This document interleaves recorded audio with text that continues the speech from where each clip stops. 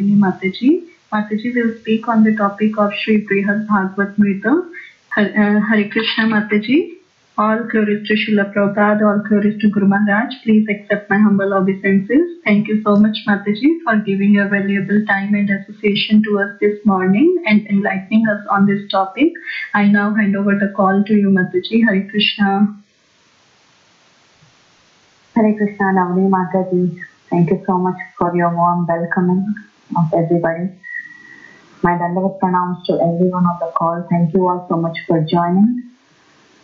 Om Namo Bhagavate Vasudevaya.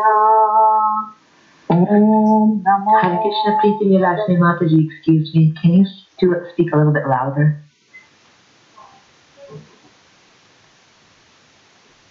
The reception is not good. Let me see if I can.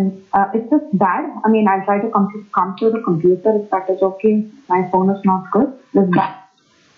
It's okay, Mataji. I think so. Okay, maybe eventually it will increase.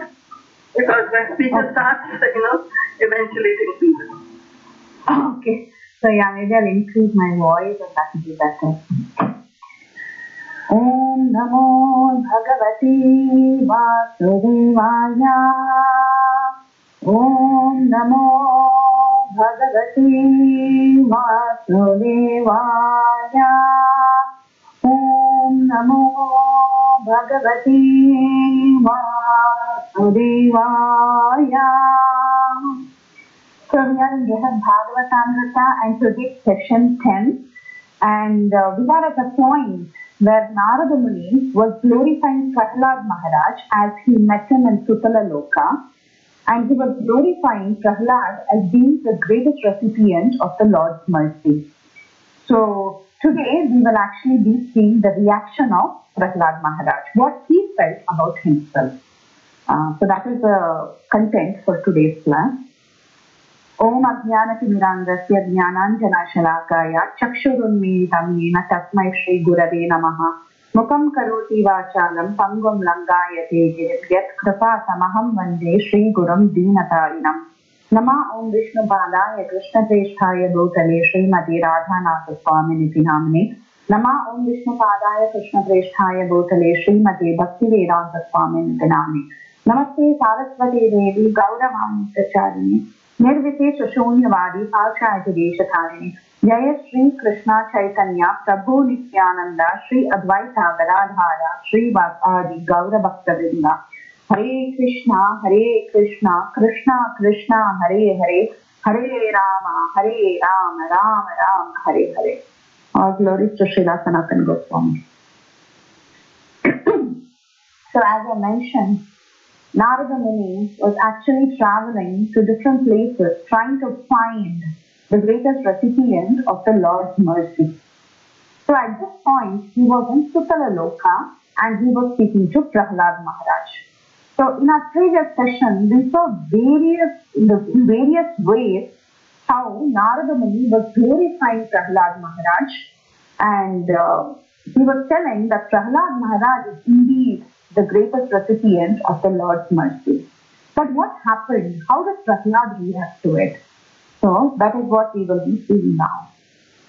So Prahlad was glorified like this by Narada Muni, and Prahlad felt very, very embarrassed. So feeling very embarrassed, he just lowered his head and he began to speak in a very soft voice to Narada Muni. So actually, in the previous cases, like when Narada glorified Brahma or when Narada glorified Shiva, we saw that when Narada Muni started glorifying them initially, they were actually angry and they chastised Narada Muni. Brahma was chastising his son Narada for calling him a pure devotee. But here, in this case, when Prahlad was glorified, what could Prahlad do? Prahlad was a student. He was the disciple of Narada Muni. So therefore, Prahlad wouldn't raise his voice in front of his spiritual master. So very, very respectfully, in a very quiet voice, Prahlad told Narada Muni. He told, my dear spiritual master, you better please consider what you have said. I was just a young boy. How can a simple young boy understand correctly what the science of devotional service to Krishna is. Bhakti or devotional service actually requires some kind of mature understanding. And as a young boy who was not very mature, with not much intelligent discrimination, I was not aware of what real devotional service is. Well, there may be some exceptions with some kids, not me, but some other kids who are born in some high-class Brahminical devotee family. But for me, I was in a family of demons and there was absolutely no chance for me to know so much about devotional service. But I had something special, my dear spiritual master Narada Muni. It was because of you. When one receives instructions from a great soul, those instructions actually have the power to awaken one's higher understanding. Then one can engage in devotional service. So all this, whatever glorification you made, however you glorified me, all that is not a sign of my greatness. Rather, it is by your mercy, your causeless mercy, that I could, in a very, very small way, somehow persevere to develop devotion in spite of all the disturbances that my father Hiranyakashipu was giving me. And because of your mercy again, I was able to give some spiritual guidance to my classmates. So, because of you, again, I developed some character of showing compassion to other souls and even go to the extent of refusing liberation when Lord Nrsimhadeva appeared.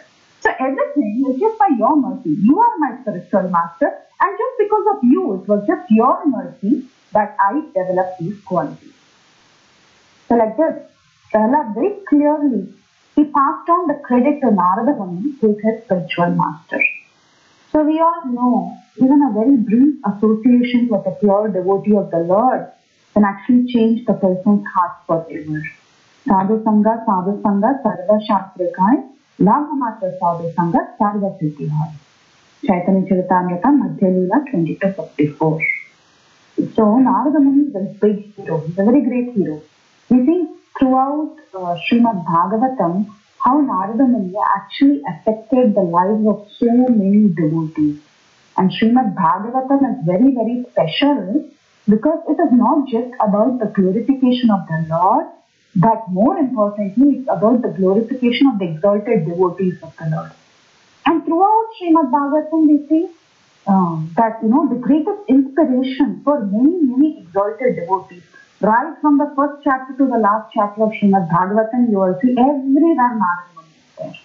So the greatest inspiration for so many devotees, even for the great Vyasadeva who compiled the Srimad Bhagavatam, even for him, the great inspiration was Narada Muni.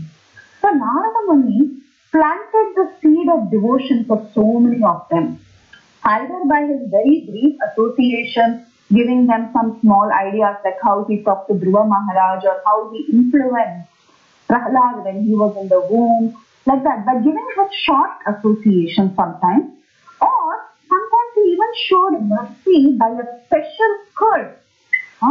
He would give on some people, and that fallen person would become very exalted and get the darshan of the Lord, just like how we see in the case of Nalakuvara and Mahideva, who were the sons of Kuvera, right? They were cursed by Narada. But then that curse turned out to be a big blessing. So like that, Narada Muni, however he gives his association, whether it was a very positive association where he is instructing the devotees on devotional service, or whether he is cursing them, in either way, the person becomes very exalted by getting the mercy of Narada Muni, and eventually they go to the point of even getting the special darshan of the Lord. So like this, Narada is very glorious. Narada, he travels everywhere and he affects the hearts of millions and millions of people just by this very great association. So like this, Prahlad explained to Narada Muni, it's not me, rather it's because of your special association. And Prahlad further explained that as a child, actually he couldn't have possessed so much pure devotion. He just had some kind of an attachment, to the Lord. He said, as a child, I didn't have the intelligence or the power to understand things properly.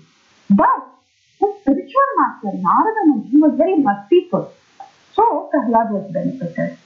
And Prahlad admits that he was able to withstand all the torments of Hiranyakashipu only because of the Lord's internal potency. The Lord's internal potency was protecting him. And the truth is that the Lord's internal potency actually protects everybody, not just him. So the Lord takes care of everybody. This is what Prahlad was saying. So this is nothing special that you should be giving me credit, you know. The Lord is giving His mercy to everyone, and He just gave mercy to me as well. And then Prahlad says, you know, I was advising some of my friends to take up devotional service, but that doesn't make me an expert in any way. I was a small kid and I was just talking something. So nothing serious. I didn't have some serious realization when I was talking. And then Prahlad explained to Narada Muni, you glorified me, but I showed some ecstatic symptoms. You know, I was jumping up and dancing and influencing people around me. But then, think about it, my dear spiritual master. Some external symptoms of ecstasy can be shown by practicing devotees also. You know, sometimes some neophyte devotees, they can also chant and dance as a part of sadhana bhakti, you know, which could influence the hearts of many people. So like this Prahlad said that he did nothing very special. You know, there's nothing special about him. But if at all there must be some credit, the credit actually goes to Narada Muni and then Narasimhadev. Narada Muni was merciful and Narasimhadev bestowed some special mercy, not special mercy, somewhat, he was very affectionate rather. This is how Prahlad was seeing himself. He was saying, but now, because of the internal potency of the Lord, I was protected. The Lord was merciful, Narada Muni was merciful.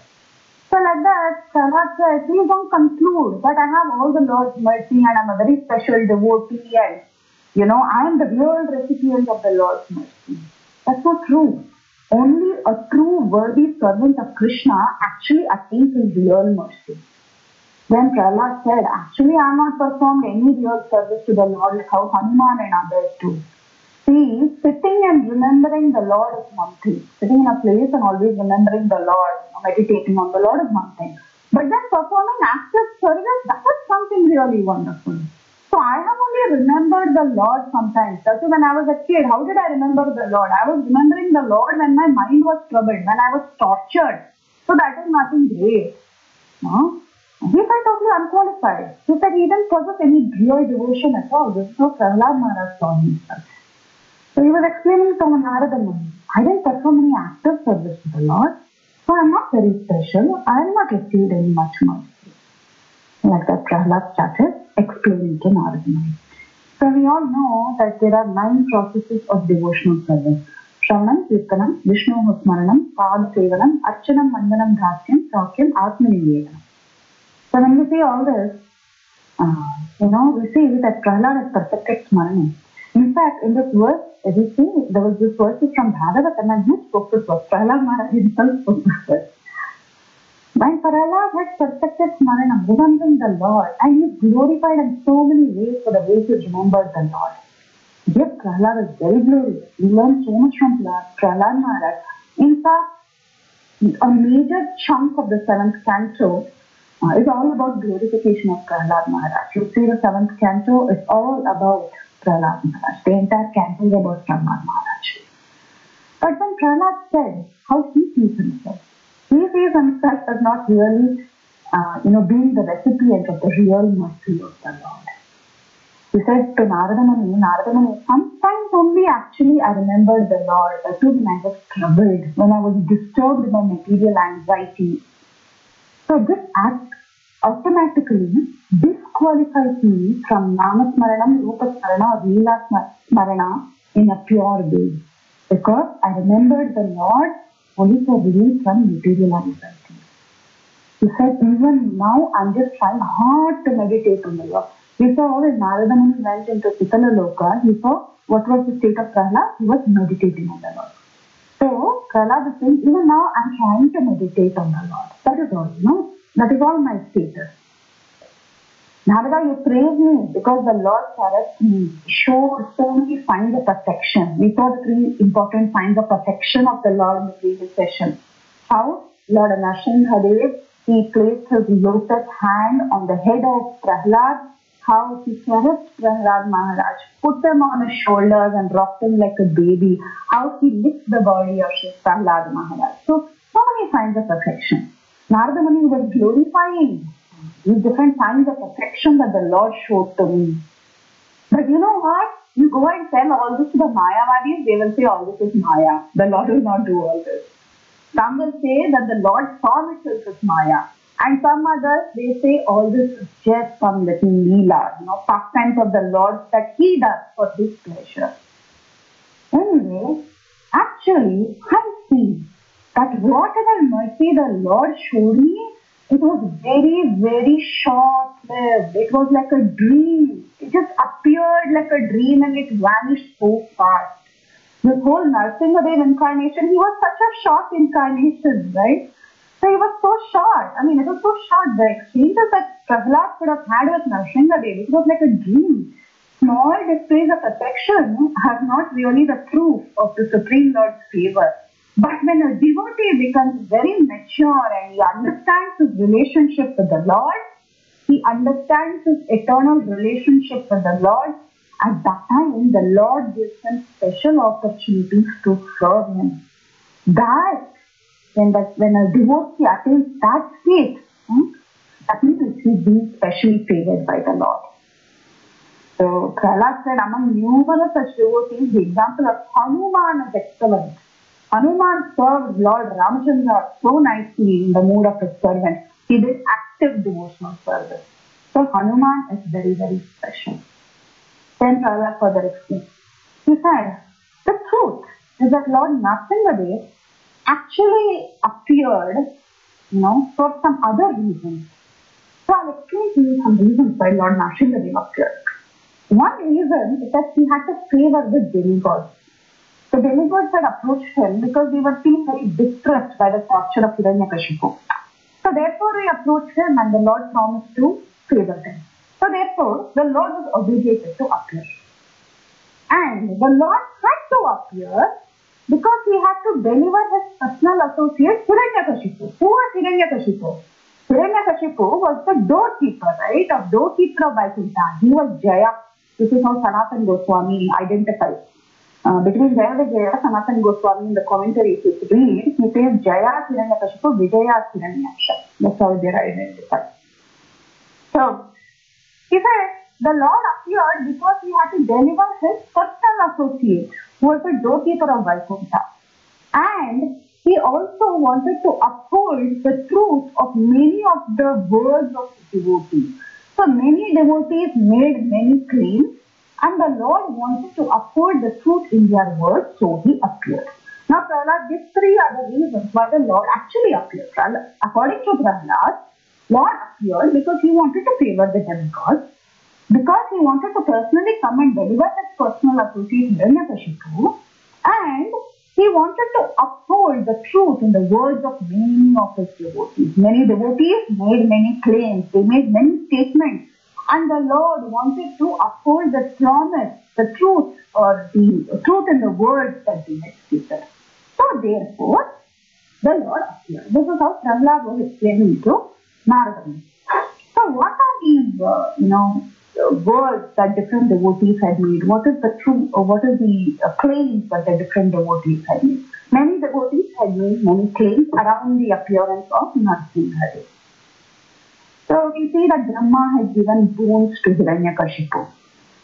Because of the boons that Brahma had given, because of the request that Hiranyakashipu had asked, the Lord had to take a very special form to take care of the words of Hiranyakashipu and to take care of the boons given by Brahma. To satisfy all the conditions, he had to take care of this, and he had to take a very special form. Not only that, the words of the four Kumaras were also involved. Four Kumaras had actually cursed Jaya Vijaya to become Hiranyaksha, Hiranyakashipu.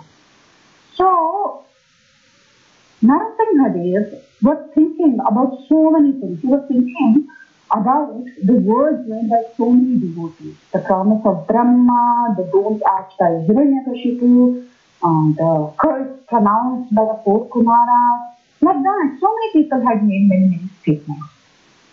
Not only did these devotees make statements, but also Prahlad also made a statement, right? So Prahlad also made a statement. What did Prahlad say? Prahlad said, the Lord is there everywhere. And when Hiranyakashipu asked, is he there in the pillar? So Prahlad said he's there also, right? So to make that statement true also, Narasimhadev had to particularly appear in that form from the pillar. So there is a very beautiful verse in Brihad-bhagavatamrita, 7:8-17. Satyam viratum nijabhritya bhashitam vyaptim cha bhuteshvakileshu chatmana adrishyatati adbhutarupamuttvaham tambe sabhayam namram namanusham. This is a very beautiful verse from Srimad Bhagavatam that talks about the appearance of Lord Narasimhadev. And that verse says, to prove the statement of the servant Prahlad Maharaj was substantial, in other words, to prove that the Supreme Lord is present everywhere, even within the pillar of an assembly hall, the Supreme Personality of Godhead, Hari, exhibited a wonderful form never before seen. That form was neither that of a man nor of a lion. Thus the Lord appeared in his wonderful form in the assembly hall because Prahlad showed that even in the pillar the Lord is present, the Lord had to appear. See? So Prahlad also made a statement. So the Lord had to fulfill that statement. So the Lord had to appear. And not only did the Lord appear just for Prahlad's words or for the curse of the four Kumaras, interestingly, even Hiranyakashipu made some statements. See, what are the statements that Hiranyakashipu made? When Hiranyakashipu saw Lord Brahma to ask for benediction, what did he ask? He asked Brahma, O best of the givers of benediction, dear Lord Brahma, if you will kindly grant me this benediction, I desire that I may not meet death in any form of the living entities that are created by you. Right? So this is something that Hiranyakashipu asked. So creation of Brahma, all the living entities in the world are creation of Brahma except the Supreme Lord. Only the Supreme Lord has come, no other choice. He said, grant me that I not die within any residence or inside any residence or outside any residence, during the daytime or during the night time, nor on the ground nor in the sky. Grant me that my death may not be brought by any other creature created by you. It should not be brought about by a defense, or it should not be brought about by any human being or animal. These are the conditions that Hiranyakashipu had told. So, Lord Narasimhadev had to appear in that form. He had to come, no choice. So the Lord came. And also, interestingly, Hiranyakashipu made an interesting statement even before the Lord appeared. Actually, when Hiranyakashipu was torturing Prahlad, he was saying that nothing was happening to Prahlad. So at that time, Hiranyakashipu, he made a statement. This is there in Srimad Bhagavatam 7:5-47. He said, looking at his son, Hiranyakashipu said, I can see that this boy's strength is unlimited. He has not feared any of my punishment. He appears to be immortal. Therefore, because of my enmity towards him, I shall die. He pronounced this statement. And then he said, or maybe this will not take place. But then very confidently first he said, because of my enmity towards him, I shall die. Or maybe it will not take place. Once he said this, Krishna said, Tatastu. Okay, you will die because you're torturing your son. So the Lord had to fulfill this statement also. So he came. And then of course Narada Muni also made a statement. Narada Muni told Indra, the child within the woman's womb, within Kayadu's womb, when Prahlad was in the womb of Kayadu, Narada Muni told Indra, this child is faultless and sinless, so you don't trouble this baby in the womb. He's a great devotee, he's very powerful, he's a servant of the Supreme Lord. Therefore, you will not be able to kill him, Indra, and the Lord will come, like that. So Narada Muni also made statements like that. So the Lord had to come, the Lord had to exchange some affection with me. So just to prove, all these claims to be true by different devotees, not just me, so many devotees made so many claims. So therefore the Lord had to come. So, he said, the Lord had to come because he had to uphold the truth of all these devotees. And not only that, the Lord also, he has made promises in the Bhagavad Gita. What are the promises he? 931, the Lord said, Kaunteya pratijanahi nami bhaktya pravishyati. 12:7, the Lord said, Teshamaham samudharta mrityu samsara sagara bhavamina charat bhakta mayi aveshita chetasam. For the devotees of Sanatana, for them, I am the fifth deliverer from the ocean of birth and death. So he made all these promises in Bhagavad-gita.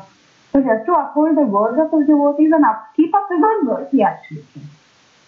Like Brhad explained that the Lord had to honor everyone's word. He also, explained that the Lord, though he appeared to show some kind of affection to him during his short appearance, actually Nrsimha wanted to draw the attention of everybody towards the greatness of Bhakti. That even a fallen demon like Prahlad can actually earn the reciprocation of the Lord. That is all the Lord wanted to prove. This is how Prahlad explained to Narada. Anyway, Prahlad said, you see, at the end of it all, what happened? I was given my father's kingdom to rule at the end of all this. So that itself shows that actually I have not received so much of the Lord's mercy. Supreme Personality of Godhead in Srimad-bhagavatam, he ordered Prahlad Maharaj to take up his father's kingdom. 7, 10, 11, Supreme Personality of Godhead said, Maya Prahlad, a devotee like you never desired any kind of material opulences, either in this life or in the next. Nonetheless, I order you to enjoy the opulences of the demons in this world, acting as their king until the end of the duration of the time occupied by Manu. 7, 10, 11. So he was ordered by the Lord to enjoy opulences, right? So Prahlad said, actually I'm very fallen, I'm entangled, I am engaged in political business all the time. I became a king. Actually that's a punishment, it is not at all mercy. And the Lord himself says that when he is merciful, he takes away the opulence of a person if he wants to favor them. He takes away the opulence of devotees if he wants to show some special favor to them. But see my condition, in my case I became a king. The Lord gave me an order to become a king. So it doesn't really show that the Lord has so much love or favor towards me, or I am the most fortunate or the greatest recipient of the Lord's mercy. So he then substantiates, Prahlad Maharaj substantiates the statement that the Lord actually takes away the opulence when he's trying to show some special favor. So he substantiates, he says, Indra, this statement was told by Krishna itself to Indra in Srimad-bhagavatam. When the offense of Indra was done with respect to the Govardhana pastime. So that time Krishna tells Indra, 10:27-16, a man blinded by intoxication with his power and opulence cannot see me nearby with the rod of punishment in my hand. If I desire his real welfare, I will drag him down from his materially fortunate position. One more beautiful verse of Srimad-bhagavatam. Sri Bhagavan Uvacha Yasyaham Anugrahami Harishye Tadharam Shanai Tato Adhanam Syajanti Yasya Vajana Dukkha Dukkhitam. The personality of Godhead said, if I especially favor someone, I gradually deprive him of his wealth. Then the relatives and friends of such a poverty-stricken man abandon him. In this way, he suffers one distress or the other. So other great devotees have also affirmed this statement. This fact was confirmed by Sudama Vipra, this Brahmana Sudama, who went to Krishna to see him in Dwaraka.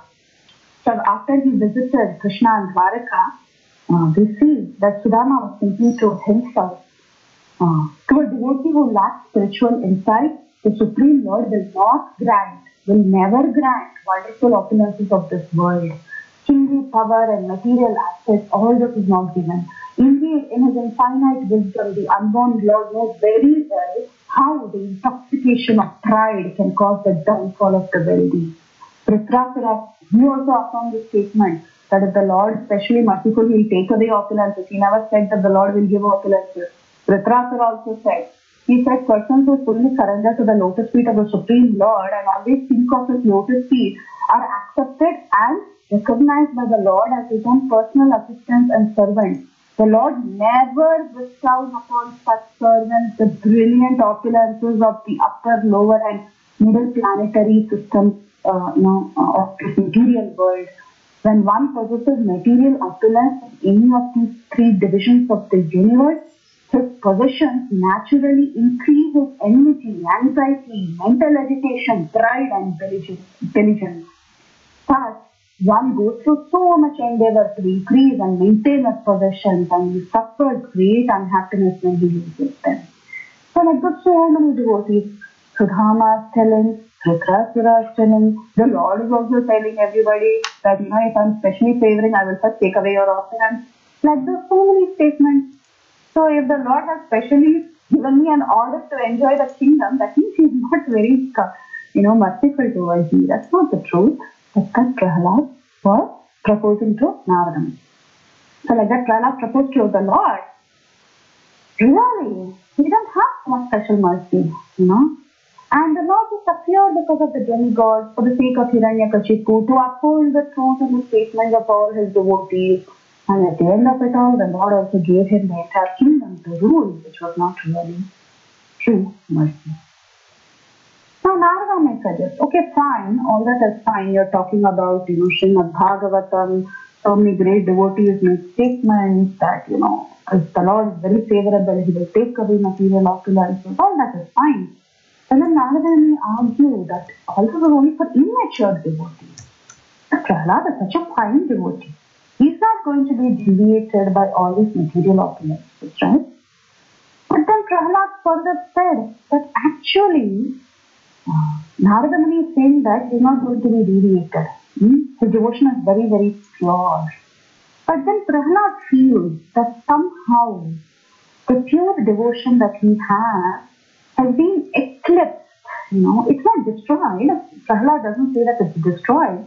But Prahlad feels that there is sometimes that his devotion in the heart is being eclipsed by the ties to the family members, the attachment that he has to the family members, the servants, because of ruling the kingdom. Prahlad said, only because of this my devotion had become eclipsed. And why? And how? How did his devotion become eclipsed? He said, Prahlad said that when I was ruling, my devotion had become eclipsed. That's why I was impudent to go and fight against the Lord in Naimisharanya. Remember, we discussed this pastime in our previous session. Prahlad had a big fight with the Supreme Lord who had appeared there as Pitavasa. Remember this pastime we were discussing? So, Prahlad is telling me that actually maybe my devotion got eclipsed. I'm not so much of a pure devotee. It was eclipsed. That's why I had this impudence to go and fight against the Lord. It's all because of my conditioning. I am a demon by birth.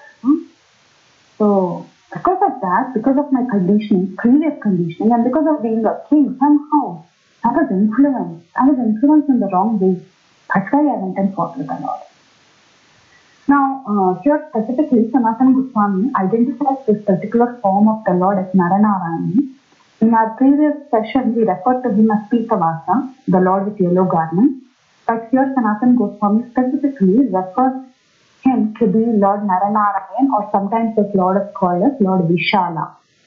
Badrika and Vishala, that is where the Lord appeared as Naranarayan. So therefore, Sanatana Goswami specifically talks about Prahlad's encounter with Naranarayan. So Prahlad was being very bad. That he had this conditioning as a demon. He was the son of the hater of Vishnu. He was the son of Hiranyakashipu. And this Hiranyakashipu was the enemy of the Vaishnavas. All the demons, in fact, are enemies of the Vaishnavas. So Prahlad was seeing himself like that. So the demons, he said, if they are exchangers, they're always inclined to very bad scholarship about the truth of the self. They're always talking about self-realization. And somehow they are impersonalists, Prahlad said.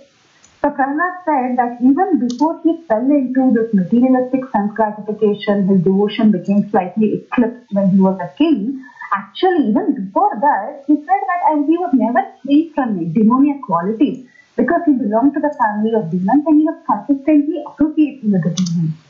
So he was affected by impersonal speculations of the demons. This is what Prahlad sees himself. And he says that is the power of association. He said, I was always in the association of demons. So somehow my devotion was also influenced. It was eclipsed as I made offenses to the Lord. That's why when I saw the Lord in Naimisharanya, I didn't forget him. Actually, though Prahlad had seen the Lord face to face, Lord Nrsimhadev had directly appeared in front of him when he was a small child. Though Prahlad was so very advanced, he was actually very, very advanced, yet he was very well aware that at any time bad association can affect him. He felt he was not immune to the bad association. He felt he could be affected by any time. Imagine such a great devotee like Prahlad has that feeling, how careful he should be. So Prahlad was very, very careful about what he spoke. He said, you know what, I've always been in this association of demons. So what guarantee is there that my mind doesn't get affected by their association? So he said, when I pondered about the wickedness of Bhanasura, Bhanasura is my great grandson. He's come after me, he's my great grandson, he's my descendant. I see that he has abandoned the worship. He had abandoned previously the worship of Vishnu. In fact, he went around abusing Krishna. He arrested Aniruddha. You know the passage from Brihad-bhagavatamrita that Bhanasura, actually he arrested Aniruddha. That, when the Parsan and Usha and Aniruddha were together at that time, Aniruddha was arrested by Bhanasura. So like this, he has also made offenses, and these offenses are continuing, in our family. So, nothing great about our devotion. And then everyone says that the doorkeeper of Bali Maharaj is actually Vamanadev. Vamanadev is stationed there as the doorkeeper, all that. But you know why Vamanadev is standing there? It is described in Harivamsha Purana that Vamanadev is standing there as a guardian just to prevent the escape of Bali Maharaj. He is holding Bali Maharaj in captivity. It is not that Vamanadev is, obligated by Bali Maharaj and is standing there as a doorkeeper. Rather, Vamanadev is standing there to prevent the escape of Bali Maharaj and holding Bali Maharaj in captivity. This is confirmed in Harivamsha Purana. So like that, Prahlad goes on to say that there is nothing special about us. Don't think that we have received so much mercy of the Lord. In fact, you are also saying that Vamanadev loved you so much. He is standing in the gate of Sutala, guarding the kingdom of Bali Maharaj. But then Prahlad says that it is not true that the Lord is always there, all the time, because the Lord is free to show himself and he is free not to show himself. If he wants, he will become visible to us. If he doesn't want to show himself to us, he will not become visible to us. On very rare occasions, he shows himself, but actually when Ravana came, he became visible. When Ravana actually came to invade the reach of Patala Loka, Lord Vamanadev was standing there at the gate with a club in his hand, and he refused Ravana to enter Bali Maharaj's kingdom, and he neglectfully kicked him away. At that time, the Lord appeared to prevent Ravana from entering the capital of Bali Maharaj. The Lord was actually compassionate to Ravana actually by showing him his darshan. But the Lord never shows his darshan all the time. If he wants to show his darshan, he will show his darshan. Sometimes he will withdraw his darshan. But he favored Ravana when he came to Patala Loka. Similarly, he favored Durvasa. We saw this pattern in our previous session about Durvasa entering Patala Loka and trying to influence Vamanadev to go with him to Kushathali, Dwaraka. But then Bali Maharaj didn't give permission, so Vamana didn't leave. So Prahlad is saying, during that time, to show special mercy in Durvasa, the Lord showed his appearance. But the Lord doesn't appear all the time. Though he's supposed to be here, he's stationed here. If he wants to show his form, he will show, otherwise he will destroy. So like that, Prahlad Maharaj was discussing about Vamanadev. That Vamanadev is entirely free to do what he wants. And if he wants to give darshan, he will give. Otherwise, he will not. Same complaint even Indra had. Remember? Then we were talking about Indraloka. When Narada Muni went to Indraloka, same complaint he said. You know, the Lord sometimes is not visible to us. Same complaint even Brahma said. Brahma also said, you are saying Mahapurusha is here all the time. Yeah, he is there, but then if he wants to show himself, he will show, otherwise he will not show himself. So, the point is that the Lord merely residing in one place doesn't grant his association continuously. Whenever one develops an entire desire to achieve the Lord, there one can obtain him. The personality of Godhead doesn't give himself away to those whose desires are not pure. Only perfect love can induce him to reveal himself. So, if the Lord's presence is there in a particular place, that is not enough for the Lord to be seen, right? You know, just because the Lord is there everywhere for that matter. He is there everywhere. He is a super soul.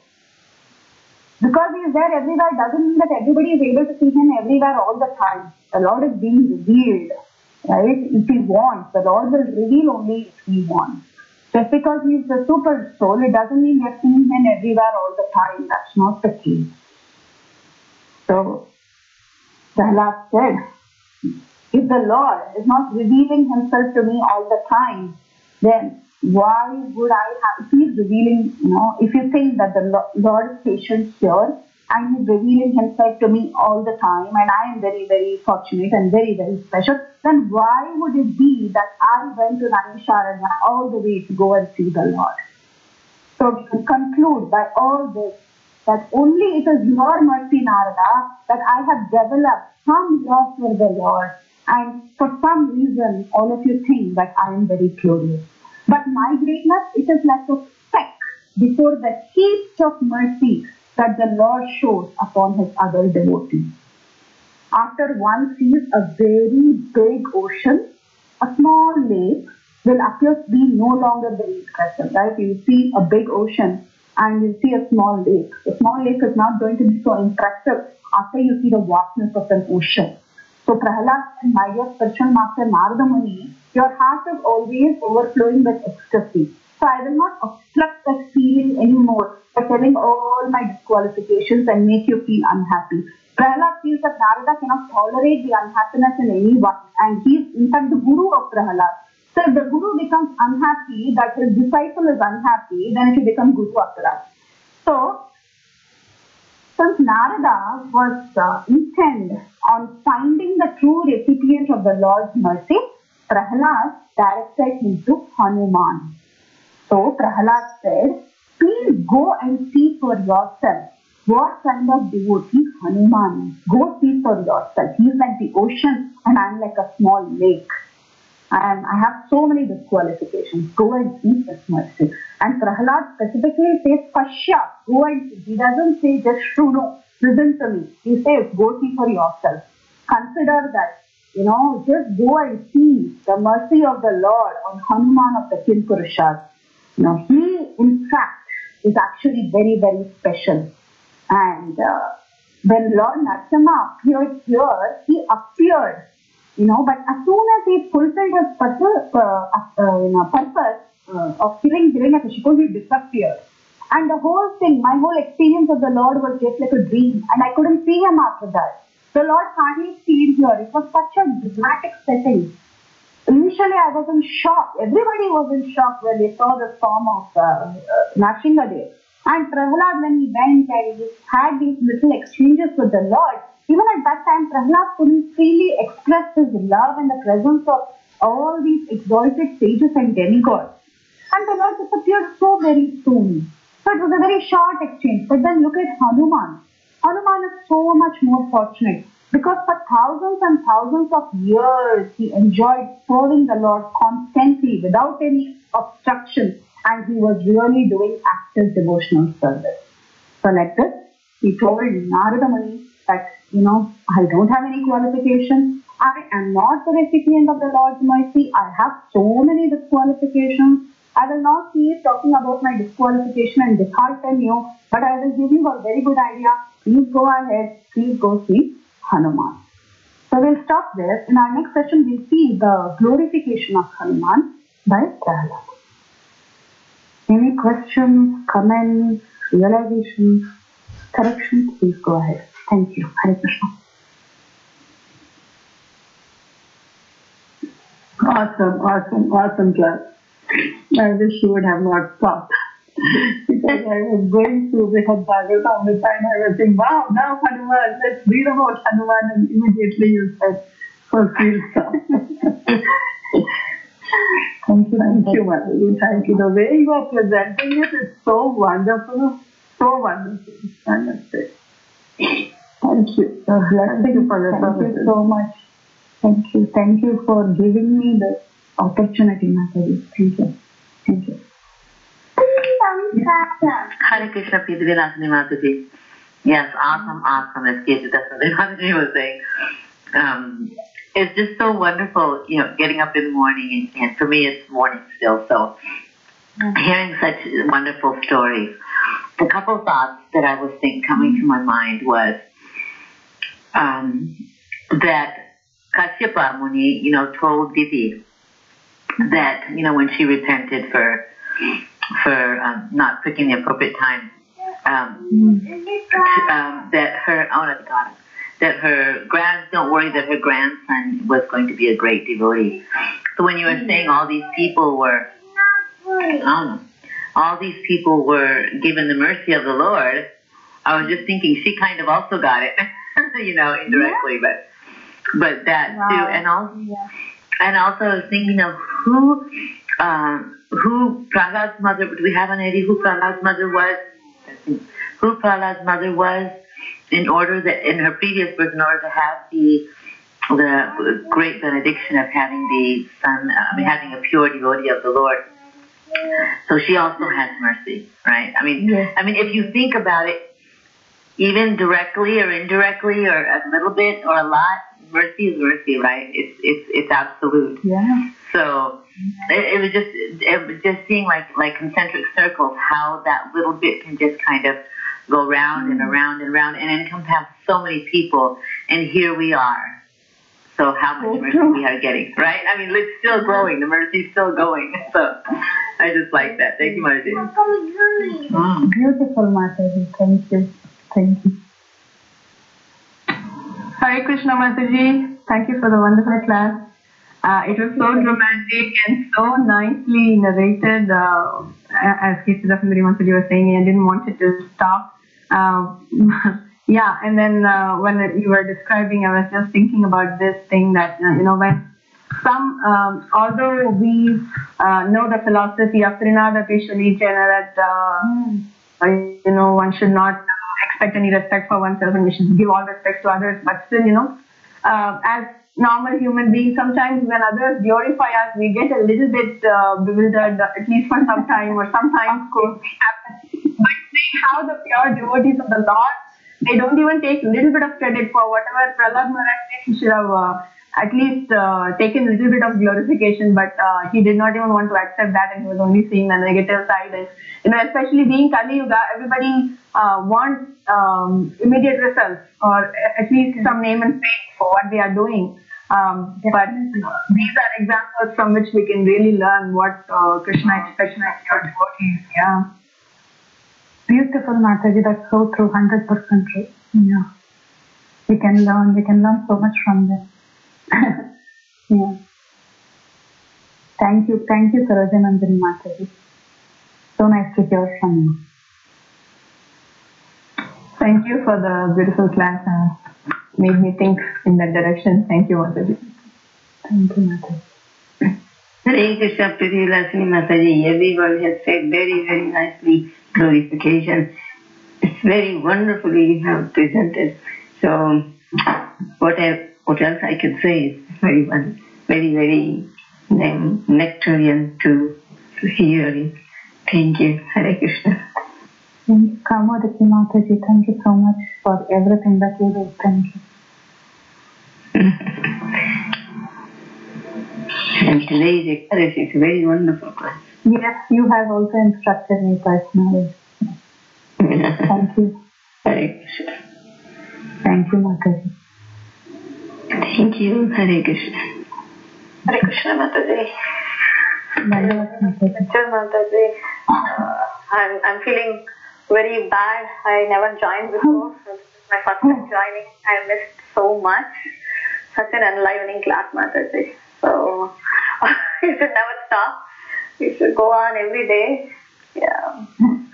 The way you present it, it's awesome, Mataji. Thank you so much. Thank you. Thank you. Is this Aruna Mataji? Yes, Mataji. Thank you, Mataji. Thank you so much for coming on our call, giving us your appreciation. We are very fortunate. Thank you. Mataji, do you have previous class recordings? Yes, Mataji. We'll send it across. I'll share you. Thank you, Mataji. Thank you for joining me to this group. Mataji. Thank you. I appreciate it. Hare Krishna, Mataji. Hare Krishna, Preethi, Vilasini, Gopi, Koti, Dandvat, Pranam to your Seva. Yes, Preethi Sundari Mataji, I agree with you that this Lila is going on. We will hear that much inspiring, and another thing is how nicely you explain it.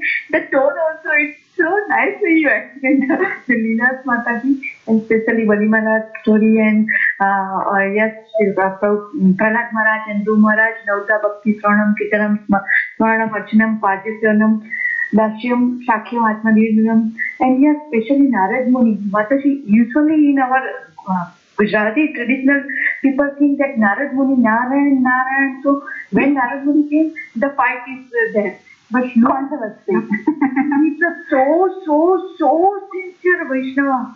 So sincere Vaishnava. Thank you very much, Mataji.